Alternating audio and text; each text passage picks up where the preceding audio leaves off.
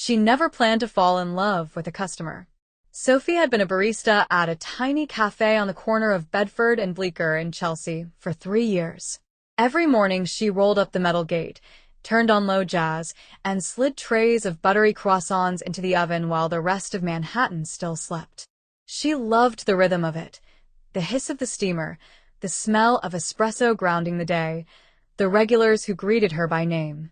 Her dark curls were usually shoved under an old Yankees cap, and she had a secret habit of drawing tiny cats or hearts in latte foam even when someone barked, "Black coffee, no frills." One late afternoon the sky cracked open.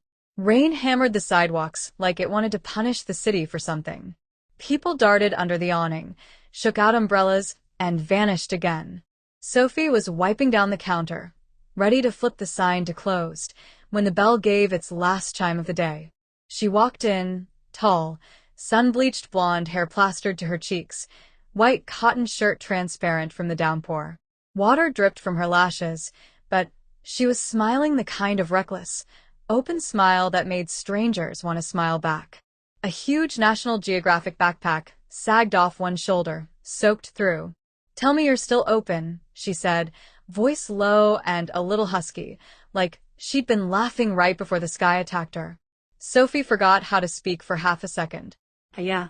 What can I get you?" "Something hot. And permission to camp here until the flood ends."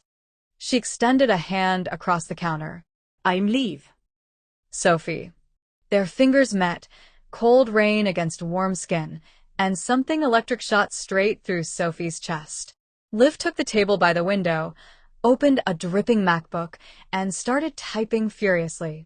Sophie stole glances while pretending to reorganize the pastry case.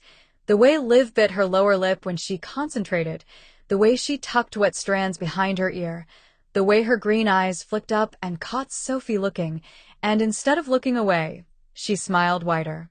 An hour later the rain softened to a polite drizzle. Liv closed her laptop, walked back to the counter. "You here tomorrow?" "Every day except Monday." "Then I'll see you tomorrow, Sophie." She said the name like she was tasting it, like she already liked the flavor. She came back the next day. And the day after.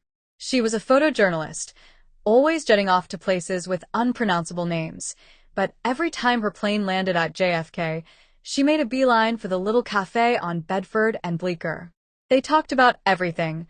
How Liv once spent 3 nights sleeping on the floor of Delhi Airport living on Mango Lassi, how Sophie grew up in Queens dreaming of art school until her mom reminded her that rent doesn't accept watercolors as payment.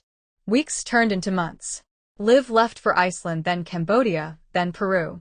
Each time she came home sunburnt or frostbitten, eyes bright with stories, and each time Sophie felt her heart do a ridiculous flip when the bell chimed and there she was, grinning like she'd never left. One October evening the cafe was already dark, chairs stacked, jazz turned low. Liv stayed to help wipe tables. "You know what I finally admitted to myself?" she said, flicking a crumb off the marble. "I don't rush back to New York for the assignments. I rush back because you're here." Sophie's rag stilled. Outside, rain started again, soft and steady. "Leave." "I'm not good at this," she whispered. "Every time I let someone in, they leave. I'm always waiting for the moment the texts stop coming." Liv crossed the floor in 3 strides. She smelled like airport and sandalwood and the promise of storms. "I'm not them," she said quietly. "I'm stupidly, catastrophically in love with you. And I'm terrified you're about to say, 'Let's just be friends,' and I'll have to spend the rest of my life pretending I'm okay with that." Sophie laughed, a broken, relieved sound that turned into tears. "You absolute idiot," she said and kissed her. The first kiss was clumsy, teeth bumping, noses colliding, both of them laughing into it. But then Liv cupped Sophie's face, and everything slowed.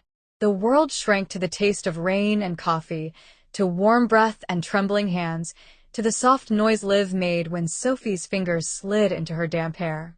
They kissed until the streetlights came on, and the cafe fell completely dark, until the only light was the glow from the pastry case, painting gold across their skin. Eventually they pulled apart just enough to breathe. "Stay tonight," Sophie whispered against Liv's lips. "I wasn't planning on ever leaving again," Liv answered. Morning sunlight poured through the window of Sophie's tiny apartment above the cafe, spilling across white sheets and tangled limbs. Dark curls mixed with blonde waves on the same pillow. Their shoulders touched. Slow, sleepy smiles bloomed when their eyes met.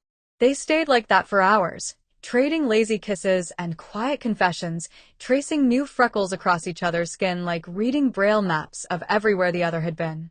Almost a year later, Liv took her longest assignment yet, 2 months in Patagonia, chasing glaciers that were disappearing faster than anyone wanted to admit. Sophie woke every morning to an empty bed and found herself pressing her face into Liv's pillow, chasing the ghost of sandalwood and salt. They talked whenever the satellite cooperated, Liv whispering from a tent at the end of the world, wind howling outside, Sophie curled on the couch in one of Liv's old sweaters, tea gone cold hours ago. The night Liv came home, Sophie closed the cafe early. She was wiping the counter for the 3rd time when the bell chimed. She turned and there she was, sunburned across the bridge of her nose, eyes shining with exhaustion and something fiercer. Sophie didn't say a word. She just crossed the floor, cupped Liv's face in both hands, and kissed her like the months had been a bad dream. Liv dropped her backpack with a thud, wrapped arms around Sophie's waist, and lifted her clear off the ground, spinning her once before setting her down, never breaking the kiss. Later, tangled in sunlight again, they lay in the exact same spot as that first morning. Liv traced the curve of Sophie's shoulder with one finger. "I took a picture of you in my head every single day I was gone," she murmured. None of them came close to the real thing. Sophie smiled against her collarbone. "Good. Because I'm keeping you forever this time." Outside, New York kept roaring past, taxis, arguments, sirens, dreams. But inside their tiny apartment above the cafe there was only the rustle of white sheets, the soft press of lips, and the quiet certainty that some people are worth every mile, every sleepless night, every terrified heartbeat. Because sometimes love doesn't announce itself with fireworks. Sometimes it just walks in out of the rain, orders something hot, and looks at you like you're already home.